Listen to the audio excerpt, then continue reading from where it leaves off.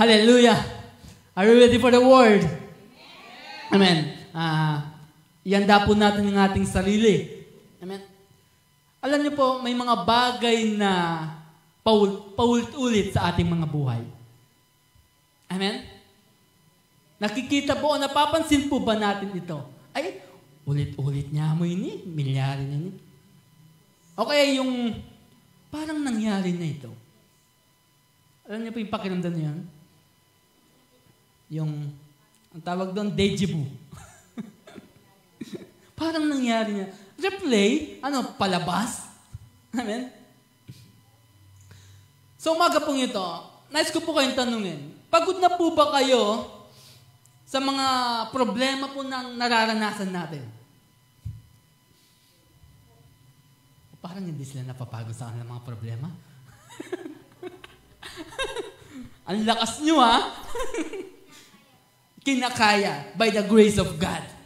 Amen? O pakiramdam po ba natin, na-stuck na po tayo dun sa pattern na imposible nang masira. Pattern dun sa anumang nakaugalian po natin. O dun sa pag-struggle natin dun sa kasalanang hindi nating maalis. Nag-struggle tayo sa isang kasalanan. Napifeel po ba natin na na-stuck na po ba tayo dito? Or something passed down through your family? Meron pong isang there's a man named Max Jukes. Amen? Yan, magkikita po natin. He was an atheist. Isa po siyang atheist. Kilala po natin ng mga atheist. Sila po yung mga walang Diyos na kinikilala. Walang principle. O itong taong ito, meron po siyang napakaraming descendants. Sino po dito yung maraming lahi na? May mga maraming lahi na po ba kayo dito?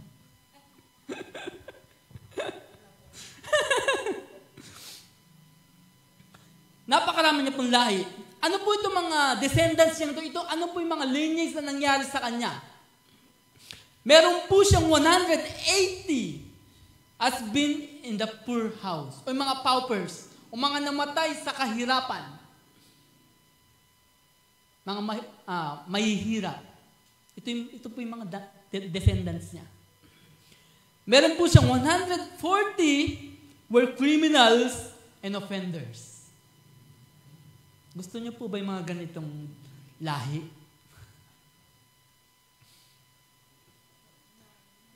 Meron po siyang 60 habitual thieves. Siguro itong ginagawang pagnanakaw ng 60 nito, hindi lang basta-basta pagnanakaw. Kumbaga, yung tinatarget niya, yung mga malalaki.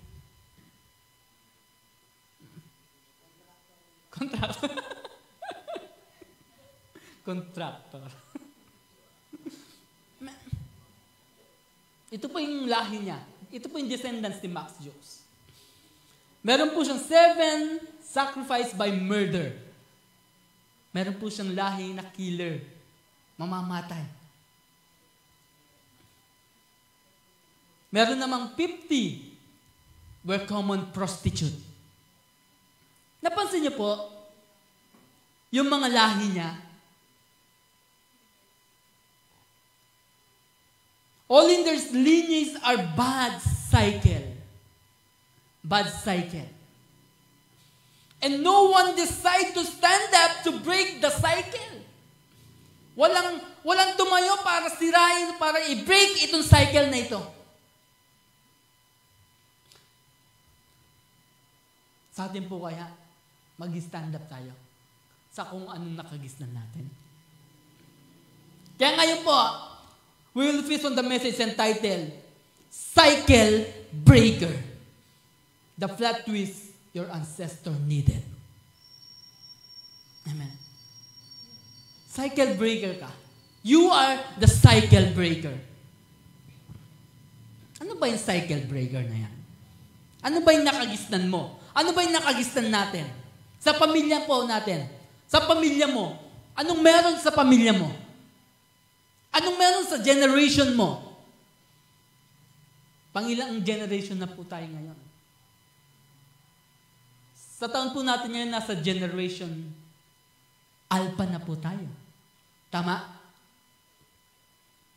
May mga naunang generation pa dyan.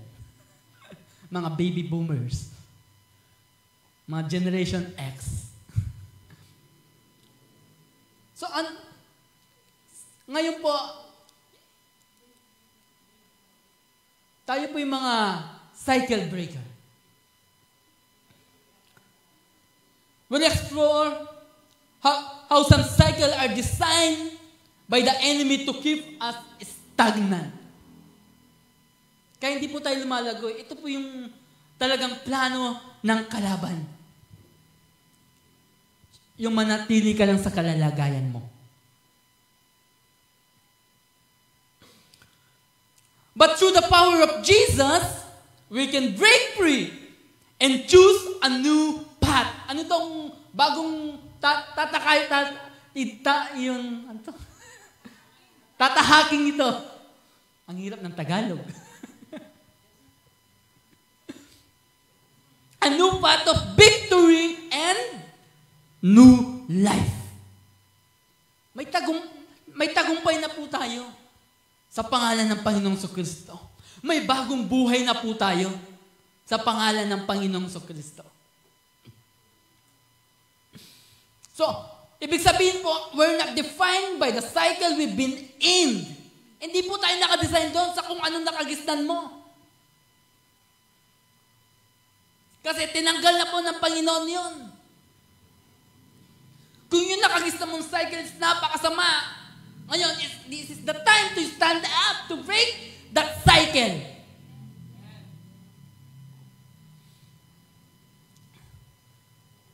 But by the one who can set us free from them. Hindi po tayo nakadefine doon sa cycle na yan. Ano mang cycle meron tayo.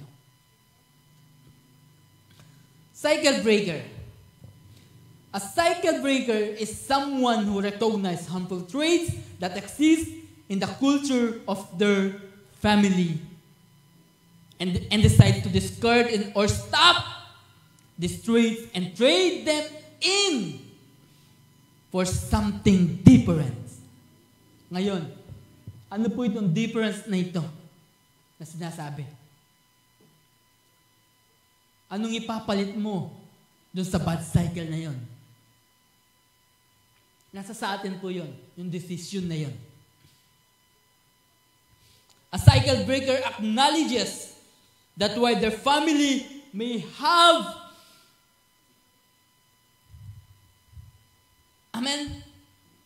expected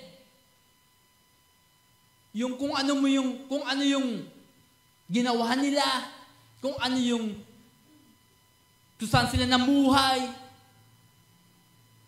O baka naman gusto po natin maging katulad tayo ni Max Jukes.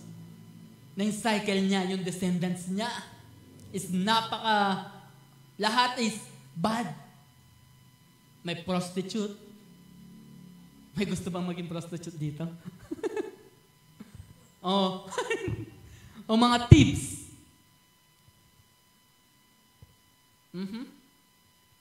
O baka naman, pag inutusan ka, may sukli pero ibubulsa mo na. Napakaliit na bagay lang po nun. Pero, pangungupit na pala. Hindi na pala maganda yun. Konting halaga lang naman to. Hindi po. Maliit man o malaki, sin still a sin.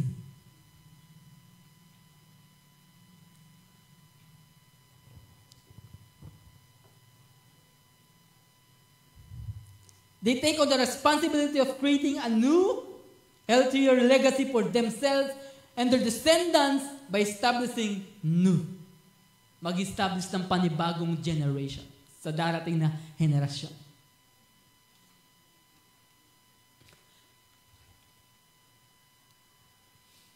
recognizes unhealthy behaviors. Hindi na tama to. Kailangan na maitigil to. Kailangan na matuldukan ito. Sa panahon ko, dapat matigil na. Para sa susunod na generation, ituturo ko ang makadiyos na pamumuhay. Amen. Ano sinasabi po ng Bible na dapat nating ituro sa mga bata? Tuturuan natin sila habang bata pa sila sa salita ng Diyos. Na habang lumalaki sila, nakikilala nila ang Diyos, nalalaman nila ang salita ng Diyos, nagagabayan sila ng salita ng Diyos. Yun po ang mainam na maging cycle ng generation mo, ng descendant mo.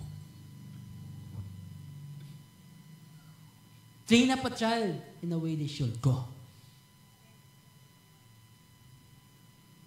Gabayin natin ang ating ang inyong mga anak pala. Sa salita ng Diyos. Mga kabataan, magdesisyon tayo ngayon. Hindi ang mga kabataan, lahat po tayo. Let us decide na matigil yung cycle na nakagistan natin. Piliin natin na mas mamuhay pa ng makadiyos. Romans chapter 12, do not conform to the pattern of this world. Huwag po tayong makiayon, huwag po tayong makisabay kung ano ang nauuso.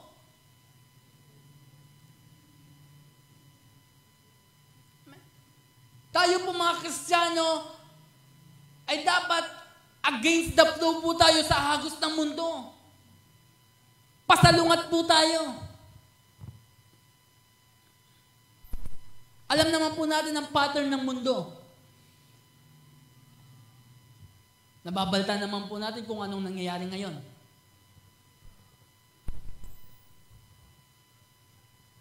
Sa politika na lang. Sa mga leaders na namumuno sa ating bansa. In fact po, meron po akong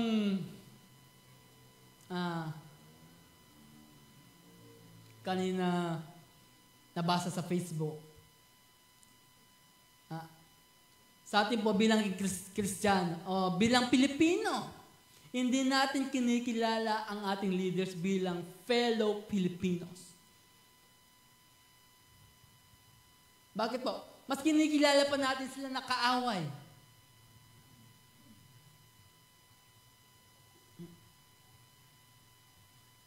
Kasi tatlong bagay lang po yan.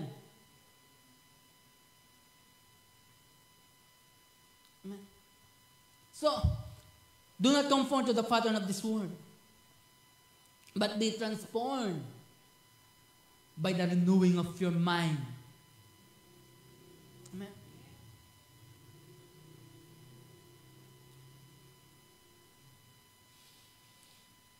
Dapat po, ito yung ayaw na po nating maulit pa para sa susunod na generation kung ano yung nararanasan natin. Listen po, you will be a cycle breaker. Amen. You will be a cycle breaker because God is calling you to be.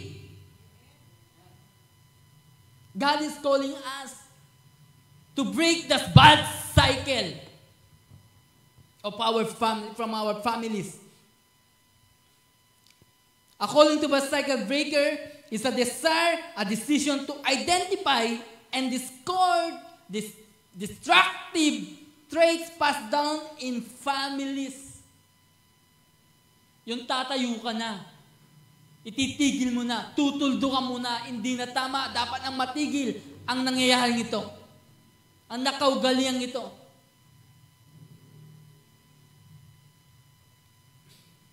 And learn through life experience. Choosing a different path.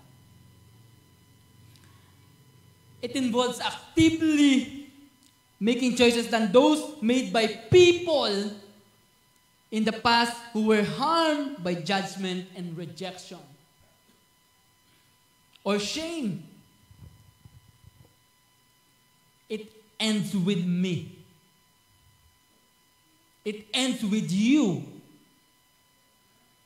Sabi po natin, it ends with me. Sa atin po magtatapos. Sa atin po matatapos. Ano pong ibig sabihin nito? It's a powerful declaration of intent to stop harmful generational pattern. Isang declaration po yan na matatapos na. Kung ano man yung cycle na yan. Paulit-ulit. Paulit-ulit na lang, hindi na nagsawa. Puputulin na po natin to. Ititigil na po natin. Yung pamumuhay sa kasalanan. Pamumuhay sa makamundong bagay. Pamumuhay ng hindi naka-align sa kalooban ng Diyos. Alam niyo po, gusto ko pong ipasok ito. Ang Diyos po, kung babasahin po natin ng Biblia, from Genesis to Revelations, isa lang po ang pintig ng Diyos. Ang pintig ng puso ng Diyos. Ang may ligtas ang buong sangkatawan. Mission is the heartbeat of God. Mission is the heartbeat of God. Kaya nga sa panahon po natin, Jesus is still a Savior. Jesus is still a Savior. Liban na lang kung nauna ka nang muwi. Si Jesus, pagkaharap mo na, siya na ay isang judge. Pero ngayon, nananatili pa rin tagapagligtas ang Panginoong Kristo. So we need to take an action. Share the gospel. Spread. Don't be an apathy. Huwag po tayong parang walang pakalam na tayo ligtas na. Napakalam ko kayo. Hindi po. Kristiyano po tayo. Dinadala po natin ang pangalan ng Panginoong Kristo. So, dapat po may pakialam po tayo sa kapwa po natin. Kapitbahay, classmates, kaibigan, barkada. Maging instrumento po tayo ng Diyos para lumaganap o para sila din ay makaranas ng kaligtasan. Masira ang bad cycle. Matigil ang bad cycle. Amen. So, it ends with me. How will be the cycle na matitigil magsisimula sa akin? Isang bagay lang po yan. Seek God's power. Tignan po natin ang kapangyarihan ng Diyos. Kung ano ang nagagawa ng kapangyarihan ng Diyos. Seek God's power. Recognize that God is the ultimate chain breaker. Bakit ko nasabing ang Diyos ang ultimate chain breaker? Providing grace to help you overcome what holds you back. Na siya yung tumutulong sa'yo para mapagtagumpayan mo kung ano yung pumipigil sa buhay pananampalataya mo. Ano po ba yan? Galatians chapter 3 verse 13. But Christ has rescued us from the curse.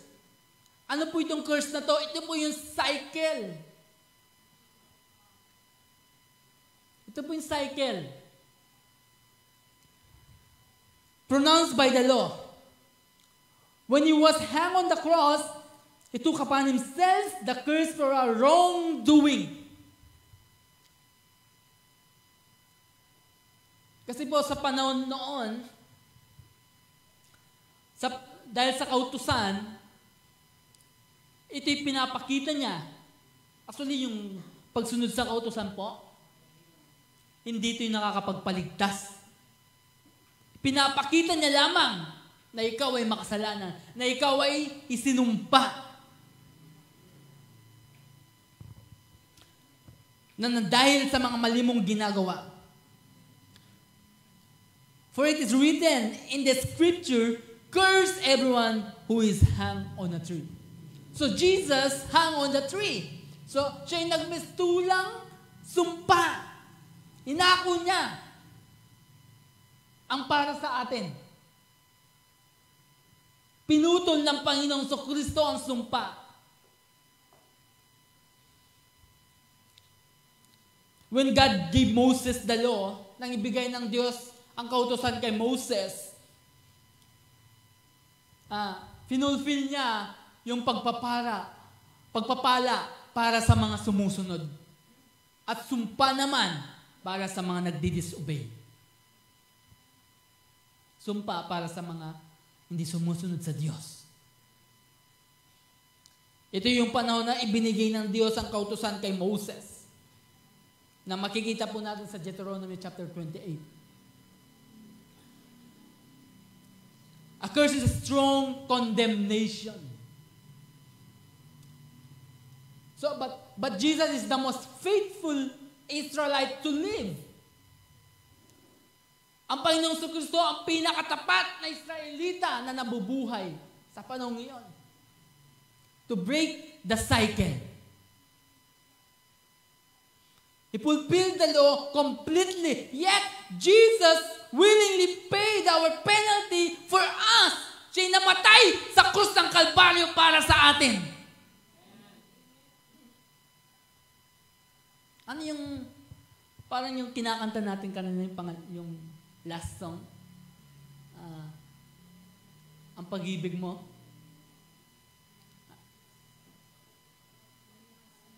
Amen.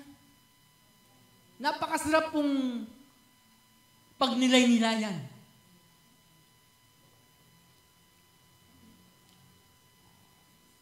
Ito pong ginagawa po natin ito. Ito po yung pag-alala sa sakripisyong ginawa ng Panginoong Kristo. Tulad po kahapon, paano niyo po inalala yung mga yumaon ninyong mahal sa buhay? Ano po yung ginawa nila para sa inyo nang sila pa'y nabubuhay pa? Amen? Sigurado lang po, inalala niyo yun. Amen?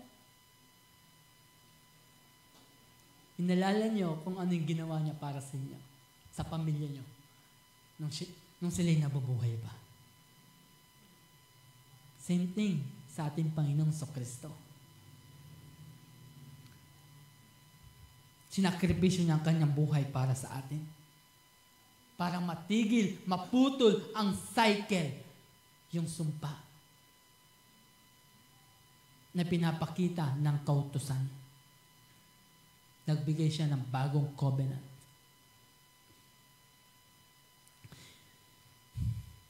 So Jesus breaks every curse that runs through generation.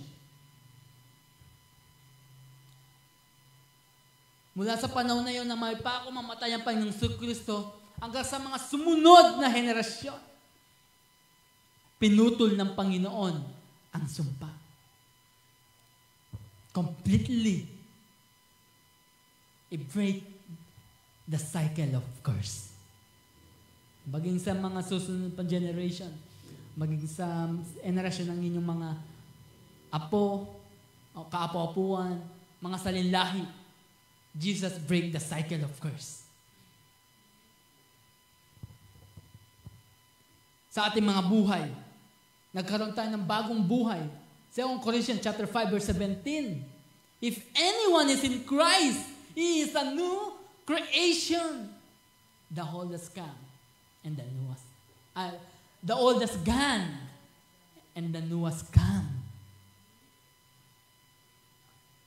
Sino yun? Mga nakikipag-isa kay Kristo. Lahat po ba tayo dito nakikipag-isa na kay Kristo? Amen! Hallelujah! So, Romans chapter 8 verse 1 and 2.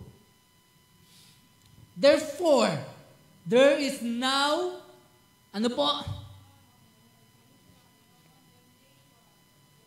There is now no condemnation for those who are in Christ Jesus. Because through Christ Jesus, the law of the Spirit who gives life has set you free from the law of sin and death. Hallelujah, napakasarap po nun. Wala na pong condemnation para sa atin sapagkat tinigil na ng Panginoong Kristo. Kumbaga, you're guilty, not guilty. Let these persons go free.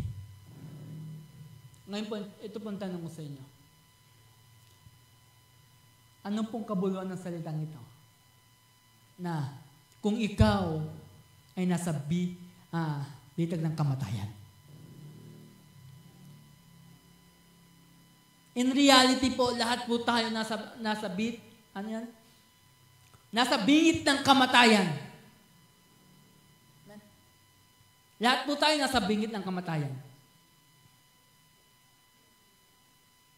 In reality, the whole human race, we are on the death row, justly condemned for repeatedly breaking God's holy law. Without Jesus, wala po tayong pag-asa. Without Jesus, we would have no hope at all. But thank God, salamat sa Diyos. He has declared us not guilty and has offered us freedom from sin and supernatural power to do His will. Salamat sa Diyos, iniligtas niya tayo sa pamamagitan ng ating Panginoon. Nawala yung sumpa ng kamatayan sa ating mga buhay.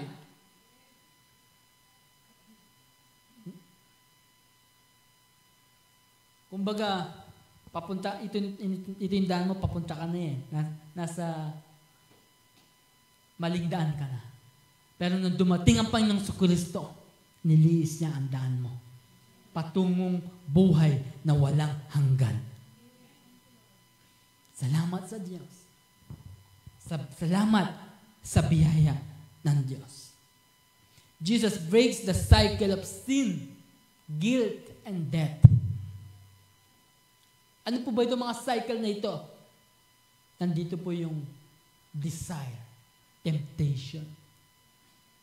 Sino po hindi natutokso dito? Meron po bang hindi na natutokso dito? Desire. Yan. Pita ng laman. O pera. Madaling matukso sa kayamanan. Deception. Disobedience. And death. Yan po yan yung cycle. Pero salamat sa Diyos. Niligtas siya tayo sa cycle na yan. Jesus did not just heal us. He ended the cycle. Hindi niya lang tayo pinagaling. Bagkus, pinutol niya. The cycle ended with me because Jesus stepped in. Generational pain is broken. Salamat sa Panginoon. Jesus did not save. Jesus did not just save. He reset my whole bloodline. Nireset ng Diyos yung lahi mo. Yung magiging lahi mo. Rineset ng Diyos. Kumbaga, rineformat ka ng Diyos. Tinanggal yung mga virus. Yung mga nagpapasira sa buhay mo. Inalis ng Panginoon. So, Jesus did not just forgive your past. He broke the cycle that kept you bound. Hallelujah. Kung kanina mayroon pong illustration na yung descendant cycle is all bad cycles. Pero ngayon po meron ding illustrations na napakaganda ng cycles. And the man named Jonathan Edwards. Sige po, sa oras na ito, tinatawagan kong maghanda ang ating praise and worship. Jonathan Edwards. Meron po siyang 1,400 descendants. Wow, ang dami. Almost 1,400 descendants. Ano po itong mga descendants niya? 13 were college students or professors. 65 were college presidents. 100 were lawyers. 30 were judges. 100 were U.S. vice president. And 3 were U.S. senators. Ang lalaki ng descendants niya. Mga bigatin. 80 were public servants or public officers holders. And 100 were pastors or missionaries. 60 were doctors, including medical school dean. 75 were military officers. 60 good authors. Jonathan Edwards' commitment often expressed in this belief that a Christian family ought to be as it were a little church consecrated to Christ and holy influence. So napakaganda po ng ginawa ni Jonathan Edwards. Maging kasama ang kanyang asawa na pinili nilang mamuhay ng makadiyos. Pinili nila ang magiging lahi nila ay mamumuhay sa kalooban ng Diyos. Hallelujah!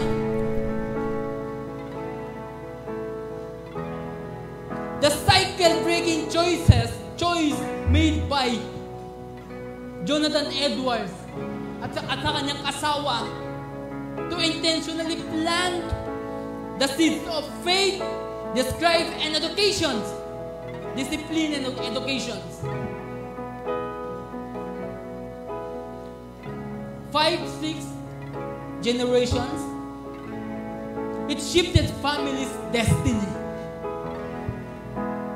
bringing blessing whereby worldly standards and the other results might have been expected.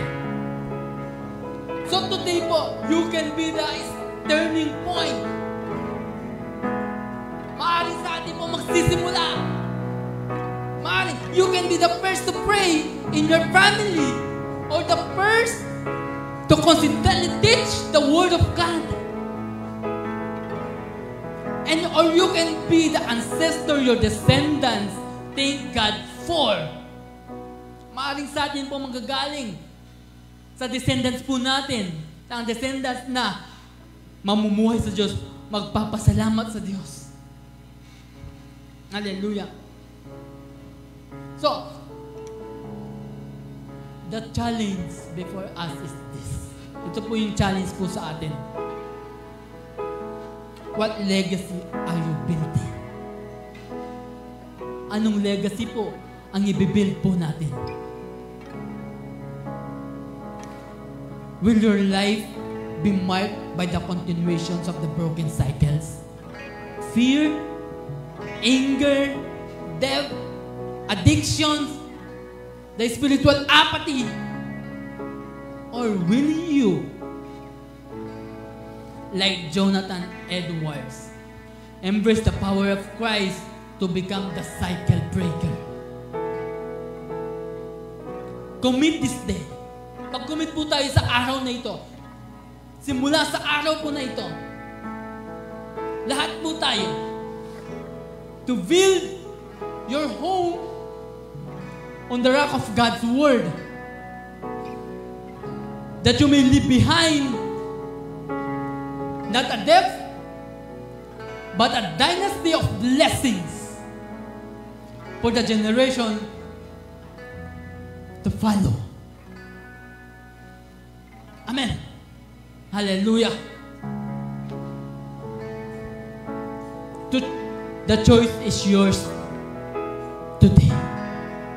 Ang choices po, ang decision po ay nasa inyo sa oras pong ito. Sige po, inanyayahan ko po lahat na tumayo. Nakita po natin yung dalawang descendants o generations. The ruinous ends Max Jukes, who lived for himself, and the glorious heritage of Jonathan Edwards, who lived for God. Nakita po natin itong dalawang descendants na merong ito. You may be standing here today, mismo sa harapan ng Diyos, carrying the heavy burden of a generational wound. Hallelujah. A pattern of addiction, anger,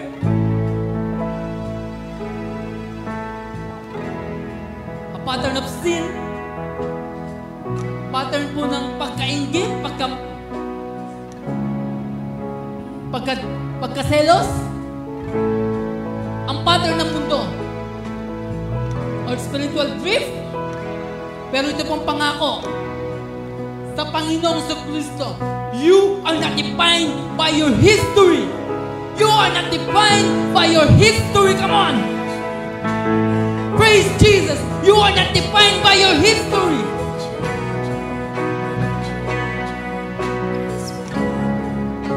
But by your destiny. So, stop the pattern. Itigil po na natin ang pattern na ito. Start the promise of God in your life. Come on. Hallelujah. Stand up right now. Manindigan po tayo sa oras na ito.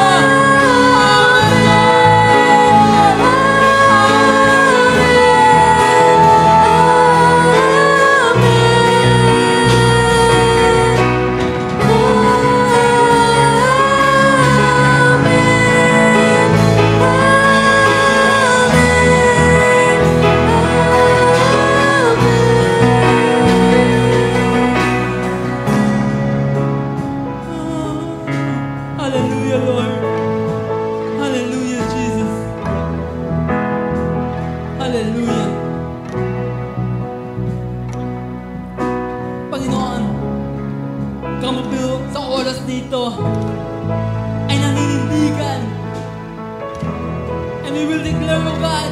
By your grace, oh Jesus. By your grace, God. The chain breaks with me, Lord. The chain will break with me, Jesus.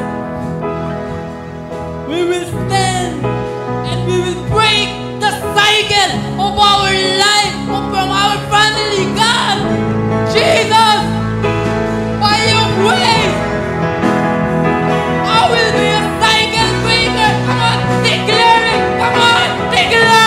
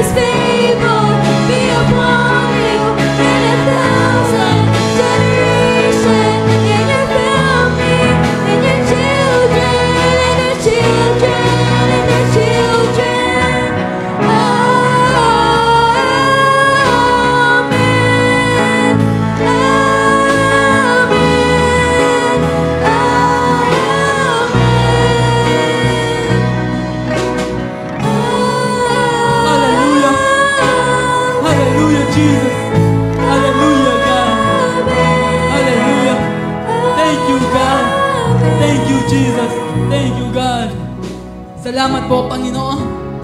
Salamat po sa ginawa mo para sa amin. That you step in, O God.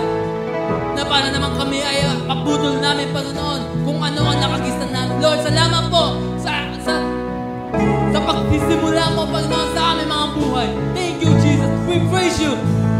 We glorify your holy name, O God. Lord,